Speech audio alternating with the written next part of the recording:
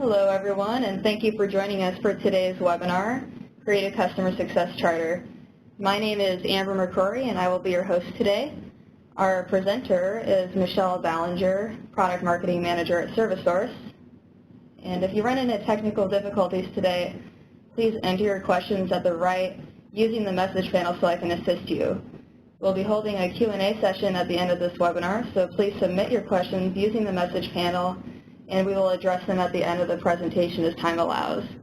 And without further ado, I'd like to hand the presentation off to Michelle to get things started. Thanks so much, Amber, and thank you everyone on the phone for taking time out of your busy schedules to join us today to discuss how to create a customer success charter. Last month in the webinar with the infamous Ryan Warren, we talked to you about revenue lifecycle management and introduced the maturity model that ServiceSource has. And at the end, we touched upon the 5 steps or a 5-step diagnostic approach to recurring revenue. And the first of those steps is defining a revenue lifecycle or a customer success charter. So today we're going to take a step-by-step look at how you can formulate a charter that can be used as a top-level business case to get internal buy-in around a revenue lifecycle initiative in your company. I have a lot to cover today. You always know you're in a little bit of trouble when you have 35 slides to present in 30 minutes. So I will be going through some of the slides fairly quickly, but don't fear, right after the webinar you will be redirected to a site that will allow you to download a customer success charter guide and workbook. And this workbook includes all of the information that we're going to discuss today in the webcast. And it also includes more information and a workbook that allows you to work through all of the great content that we're talking through today. So today's webcast is kind of based on the principle of if failing to plan is planning to fail. And we work with a lot of companies that, support recurring revenue models and that have some really great and significant in size customer success teams. And one of the things that we hear from them quite often is other people across the business don't really know what the customer success team does. Or they hear things which make them cringe, such as, what does it feel like to be called customer success? Isn't that just a glorified version of customer support? So a lot of people haven't made that transition in thinking around the customer experience, that it's about making sure you deliver value and accelerating that time to first value and then continuous value across the life of the customer. So today when we talk about creating a customer success charter, I'm going to challenge you to think about it in a broader scope. And I know from looking at the registration list that most of those of you on the phone are leaders in customer success. And so you have your one team to focus on, and a lot of times you're focusing very siloed into that team, and how do you build out the team, and how do you do role specialization, and how do you make your team more effective. But today I'm going to have you think about it in a slightly broader terms, and that is across the company, how do you think about customer success? How do you evangelize customer success across the company, and how do you get other teams within your business to think about customer success and really reorganize around the customer to become more customer-centric. So another thing that we hear from customer success leaders is they have challenges in working with the marketing team, and they have challenges in working with product management, and there's conflict between some of those teams because there's duplication of effort in certain areas. And so when we walk through creating the charter today, we're going to walk through it in a way where you can think about including members from the other team to build this charter that's built completely around your revenue lifecycle and your customer. Another thing that we hear from our leaders is that they're being looked to as really the expert in customer success and the customer experience.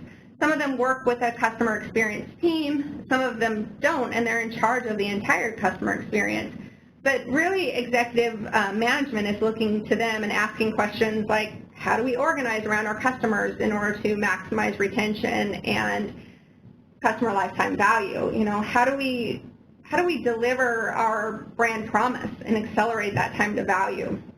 How do we optimize business processes and really lower the cost to serve so we can retain and expand customers and remain profitable? And then also the more challenging question is really how do we design these agile processes, because our customer needs are changing, because the markets are changing and very, very quickly. So we need to be agile, we need to be innovative, and we need to stay, 2 steps ahead of the market.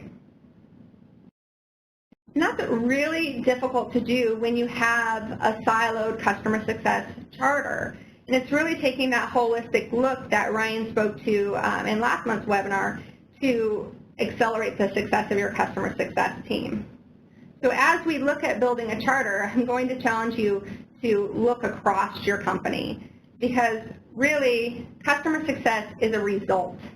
Yes, it's also the name of your team and the name of a discipline within a business, but it ultimately is the result. You want to build customers that are successful with your products and services and are achieving true business results and are looking to you as a trusted advisor to make their business profitable. So your customer success charter needs to define the path to achieve that result for your customers. And that's not just going to be done by your individual team. So I've kind of focused in on 7 different steps to build your customer success charter, and we're going to walk through each of these. But it's starting with building a statement. What is this? What is your team, and what does customer success mean to your business, and why is it important? And then moving on to defining your mission and vision statements, drilling into objective goals and success measures, making sure you have the right team and you have the right skills within your business. Are there different skills that you need to bring in? Setting a very high-level charter roadmap of what you expect to achieve over the next 6 to 12 months, doing a risk analysis and assessment, and last but definitely not least is a communication plan. How do you get internal buy-in across the board on the importance of this charter and keep people motivated around the customer so you can keep that momentum going? So we're going to drill right into writing a charter statement. And the charter statement is one of the most difficult things to do within this process, because it's something that requires a little bit of data and research and some hypothesis and gathering information from other stakeholders within the business. And the charter is going to be the piece that provides context for all of your stakeholders internally, and also to some point to some of your more important business partners as well. So it's going to go through and it's going to define, why do you need a revenue lifecycle management initiative, or why do you need to expand customer success outside of your team and also within your team, all of the problems that you're going to look at solving, alignment to your business strategies, expected business impact, and the cost not to start a transformation initiative within your business. So there's some key questions that you're going to want to answer or research, pull information on before you sit down to write your charter.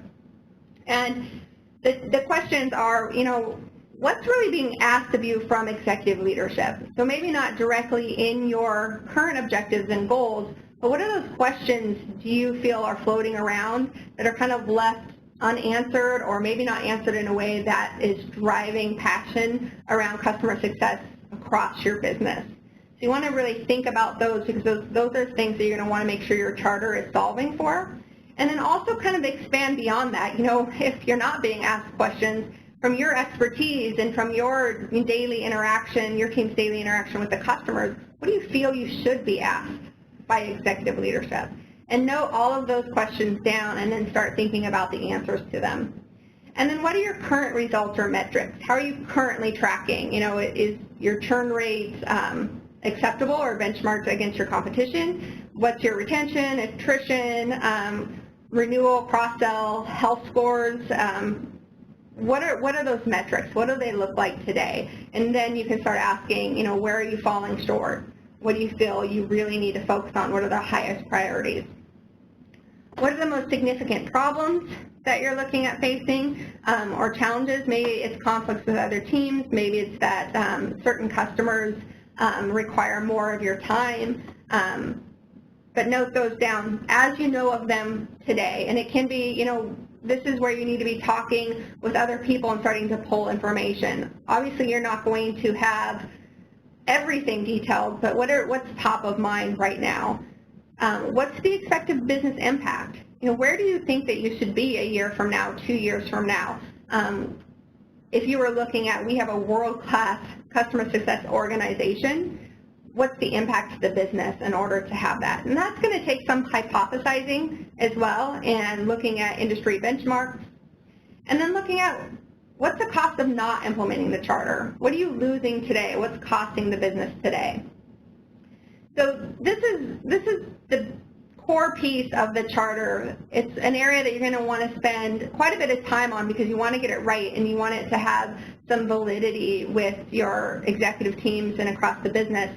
But you also don't want to spend too much time here because some of this is going to come up as you get acceptance to have the charter initiative and to launch it across your business. You're going to drill into these areas, but you do want enough information to drive urgency around business change and around transformation. So an example charter statement here is, a revenue lifecycle management transformation initiative is being formed to organize our business around the customer to maximize customer lifetime value and grow recurring revenue. So the very first part of it has to be the why. Why is this change needed? And it doesn't have to be revenue lifecycle management. You can say a customer success transformation. You can say, organizing around the customer, however you want to do that. But the very first part of your statement really want to focus in on the why. Tell people what's important for your business, not necessarily for your customer, but for your business. The historic approach has undermined the company's ability to cost-effectively deliver on our brand promise to our customers.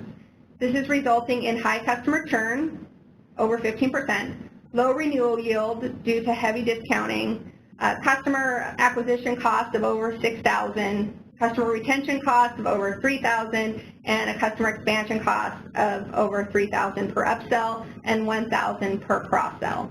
So that's a mouthful there, but the middle piece really needs to focus on what are the core challenges. And you may not have all the data around this, and maybe that's something that you need to highlight here, is we don't have the data to measure these core metrics within our business and ensure that we're developing world-class services to our business. But if you do have the data, you want to be very specific around what's going wrong. And at the end, you want to talk about the expectation. So this initiative will help us achieve our 2016 revenue goals, as well as improve the rollout of new mobile services to our customers. If we do not move forward with this initiative, then we'll continue to lose $500,000 a year due to inefficient processes, customer churn, and missed revenue opportunities. So beginning is the why, the middle is what's currently going wrong in your business, and then you start going into what would be the expected benefits, and at the end, the cost not to solve. So it becomes this very powerful statement that is an at-a-glance overview of why transformation is needed. And as you can tell just by looking at this example, there's a lot of research that goes into this, but this is going to set the precedent for the other steps in creating your charter and is critical to the success of getting it accepted and driving urgency around getting the changes that are needed. So the next step goes into defining your customer success mission and vision. So where the statement is used to executive management and maybe the board to get buy-in, the customer success mission and vision are really used for that internal buy-in. How do you form this picture and create this personal connection across the business so every customer-facing team understands what you're doing for your customers and the importance of being focused on customer success? So the vision statement is really going to outline the future state. It's kind of be the North Star of driving customer success across your business. And then the mission statement is just an overview of the charter that defines what it does, who it does it for, and how it does what it does. So going in order to form your vision statement and mission statement, I think all of us on the phone have been part of doing these for the overall company. But just some key questions to ask in order to keep it focused on the charter. You're going to want to think about when you're writing your vision statement or thinking about a future state. You can include some things of the future state of the entire business and align to your business's vision statement, but you really want to hone in on the future state of customer experience, right? By providing a better customer experience and delivering on your brand promise, right? This is where it's going, that one piece of it is going to take your business. So think about what will communicate an image of the future that's going to make people feel connected, a personal connection to this transformation and the changes. What exciting possibilities by kind of reorganizing your business is the charter going to unlock for the company and then also for individuals? And you want to keep it brief, right? It needs to be easy for people to memorize and repeat and become a mantra for your business. And then when drilling into the mission statement, it's about who's going to be impacted, what people need to know to really understand how their personal contribution ties to the charter, and then again it needs to be brief so it can be articulated by employees across the business. So some samples of customer success charter vision and mission. The vision, we lead the global, I focused in on a global education services company, but it applies across all companies. So we lead the global education services industry through innovation, expertise, and by providing a seamless customer experience that delivers measurable business results and exceeds the expectations of our customers. And then for the mission, we deliver high-quality educational content that provides measurable business results to colleges and universities worldwide. So that covers the what you do and who you do it for. We orchestrate customer success across all teams to provide a seamless customer experience that results in long-term and profitable customer relationships. So that succinctly says that customer success is a business-wide, that all teams are responsible for delivering a high-quality customer experience, and that profitability is an important piece of that as well. So these will be incorporated. These are things that you're going to want to put on posters and put throughout the company, and that you'll want to tie to your communications plan that we talk about later, to really drill into people's heads and get them thinking about the customer and always putting the customer first when they're working through their processes. So the next piece, again, is one of those pieces that at first when you're building your charter, you don't want to spend too much time here. You do really want to think about how you're going to achieve the expectations that you outlined in your charter statement. But a lot of these goals will be set once you get into the launch of the program. You just really want to focus on maybe the top 3 to 5 goals, and then others will be built out as you build execution plans. But it is important to really drill into creating a goal, objectives, and success measures.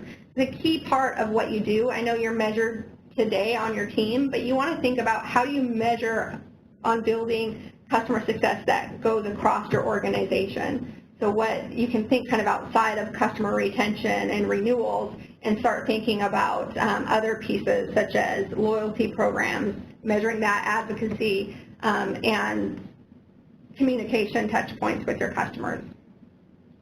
So this is some basic business planning stuff. Goals are going to define the list of achievements that you're going to reach. So what are the high-level achievements? Objectives outline the specific steps that need to be taken in order to meet a goal. And then success measure is the KPI that is going to be targeted. And then you can also think with success measures, it's not always just a specific KPI. It can also be tied to what are the milestones that need to be reached, and then how are you going to use those KPIs to compensate or incentivize teams across the business around your customer experience. So some questions that you want to kind of drill into, you want to really think about your overall organizational strategy goals and what you're trying to achieve for the fiscal year, and then drill into, based off of those, are there any additional goals that might be important to drive a higher quality customer experience? And then, you can start really thinking about slicing those goals up into time frames or stages. So you want to ask yourself, what's really reasonable for us to achieve? Think about short-term and long-term goals. Then drill into how are the teams currently compensated? Which teams within the business are actually compensated in a way that's tied to the customer experience and tied to customer satisfaction? A lot of teams are only compensated on revenue, and they're not tied to specific pieces of your customer journey and helping your customer meet those milestones. Then also start thinking about your current KPI dashboards, what currently exists, based off what actually exists today, what new ones need to be created. And a key piece to being able to measure goals is what data is available. A lot of times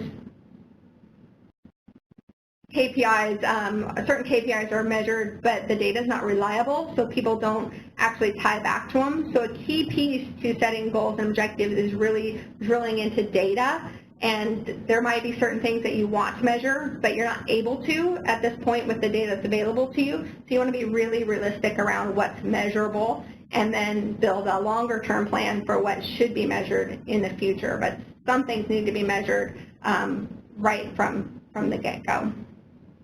So just put one objective or goal in here tied to objective and KPI. But the goal, is a 10% customer retention increase by July 16th. So it's very specific and it's time-bound as well. The objective is the implementation team will streamline customer onboarding with usage analytics triggered playbooks, and the marketing team will create and deploy a customer welcome kit and loyalty program. So very specific actions that you're going to take in order to meet that goal, and then it'll be measured by success of the program is going to be measured by retention KPIs, onboarding KPIs, and tied to the loyalty program. So you want to set what you expect to achieve. You can also define in part of this where you are today. So you can say you currently have a 90% retention rate and you're expected to, from one piece to increase it, 90, and you're increasing by 10 to 95. So you can say we're currently at 90 and we're moving to 95, or currently at 85, moving to 95. But you want, this is an example. So they're not very super specific, but enough to build credibility around your plan. And you want to set either anywhere from 3 to 5 of these objectives, and you want to make sure at least half of them are tied to business alignment. So when executives are going through, they can say, okay, this clearly ties to what we're trying to achieve this year and will be important for the business. So the next piece is really thinking about, in order to implement this charter and for it to be successful, what's the right team? And part of thinking about the right team is thinking about, do we have the right people today? Are we going to have to form any new roles and bring new people in? Do you need a customer experience expert at the table that you don't have today? Do you need a chief customer officer? Whatever those things are, this is the step where you're going to start thinking about, who do we need to really drive an initiative like this successfully across the business? So key pieces are having an executive owner, core team leads, defining the stakeholders, and defining all of the teams that are impacted, and what's the list of the responsibilities for those teams. So really the questions that you want to drill into here, you want to really start thinking about your customer journey and mapping out your customer journey. And what that's going to, or some people call it mapping out the customer experience as well. But you really want to think about who across the company are interfacing with the customers at what point. Because your charter team should really include a lead from each of the teams that are interfacing with your customer. Even to the point of, if your finance team is sending your renewal notices and they're in charge of that, that's a customer facing, even though it's typically a back office functionality, that's a customer-facing role, and you want to make sure that you have someone from that team represented on your core charter team. And then you want to start looking into gaps, where are the current conflicts, and doing analysis around, do you have the right people? And in this, when you start doing the example of what your team is, and there's a more complete example of this in your workbook, but you really want to highlight anything that you're proposing will be new.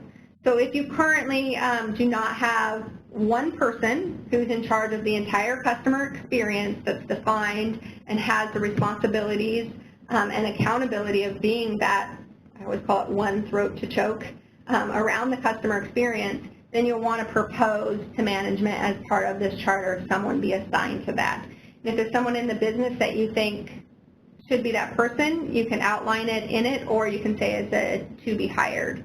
But in your charter team, you want to list all of those different teams, who's going to lead it, and what are they responsible for. And this is one of those areas where you really want to think about where do the conflicts exist, right? So currently, is there a conflict between marketing and customer success around who owns customer communications? And if that's the case in your business, and we hear that quite a bit, then you want to think about how do you resolve that with clear role definition.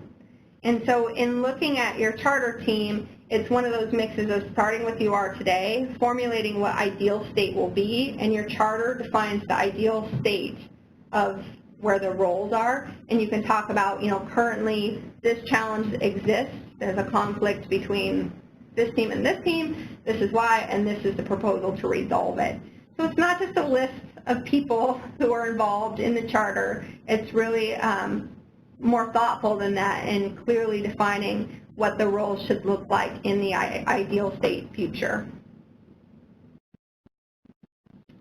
The next piece, constructing your roadmap, and this is one of those areas where you can really spend too much time because it's called a roadmap and you're starting to think it's a full execution plan. It's not. It's really just a high-level, graphical, or even descriptive overview of the different phases, right? Making this type of a transformation, moving from, a customer success siloed team, or even building a customer success team for the first time and looking at how do you expand that team, right? All of that doesn't happen overnight. It's not like, oh, we're going to build it and they will come. It's something that happens in stages. So you want to start, the roadmap helps you start thinking about what are the low-hanging fruit that we can solve right away, what's going to take us more time, when are we going to launch, and drilling into that. So at first, it's going to start really high level, and then after the project gets the green light, you can go in and build more detail. So this is what I mean by high level, super high level. Defining the different phases, and then putting a little bit of information over each one, and then when you would expect to achieve it by. Putting that in there. So the risk analysis, and this is just the same that you do for any project that you're doing today. It's just going in and saying, hey, in order to make this happen, there's certain assumptions, constraints, boundaries, obstacles, and risks that we need to consider and deal with. And it's really important to have this be part of the charter, even if it's super high level, because management is going to start asking questions, right? They're going to start saying, well, what about this? And why can't we do it this way? And this answers all of those questions before you work with them. So you want to, one of the key things here is really thinking who's in charge of the project documentation and who's in charge of change management, right? Because any type of business transformation or changes that are impacting multiple teams within your business around the customer is going to require change management. So that's one of the areas that you really want to drill into and map. And then an example is, just creating a quick grid of each of the risks or each of the obstacles, defining what goal might be impacted, what's the likelihood of it happening, and then what are some mitigating factors, and is there any action around it to make sure it doesn't happen. So the final step is developing a communication plan. And the communication plan, like I said at the beginning, is just making sure that you are evangelizing the customer success charter across the business. You really want to make sure it creates a sense of urgency, right, of how important the customer is, and how are you going to keep stakeholders and management up to date on all of the activities. So just very basic questions around building a communication plan, but making sure that you're thinking about celebrating key milestones and successes. That's really what makes it personal for individuals within the business. And thinking about also a culture of innovation. There's going to be things that come up along the way that the people who are in the weeds really understand. How do you get them providing that feedback back to you? You can kind of build that into the communication plan. And just, very basic, looking at what type of meetings do you want, what kind of reporting, what company meetings, what type of challenges or contests do you want to run, defining what all of those are and building them out. And then also listing any dependencies for those to happen. I think I'm 1 minute over. I know I covered quite a bit, but as I said, download that workbook, and it has a lot more information on each of these steps as well. Even if you're not looking for a certain change or transformation in your business, taking a step back and building your charter and aligning your individual teams to what your mission and vision and that charter statement can be really important to keeping your team motivated. Customer success is one of those roles where a lot of times you're dealing with unhappy customers or you're having a lot of things thrown on your team. By keeping them focused on the customer experience and delivering on your brand promise can have great impact to your business and keeping your team positive and working hard. So next steps, definitely download the workbook. You can also join, we have another webinar series next month talking about how to map your customer journey and your revenue lifecycle management processes. That particular piece will provide a workbook and template as well and can be critical to creating the charter roadmap that we talked about. And Amber, are we going to have time for maybe one question or a couple questions? Well, we're out of time for questions right now, Michelle, and thank you. But we will follow up with all of you who had questions after the webinar personally. So thank you for everybody who attended today's webinar. And for those of you who don't have the time to download right now, that workbook, we will be sending everybody who attended today a copy of the workbook and a link to today's recording, as well as an invite to the next webinar. So thank you again, and have a great day, everybody.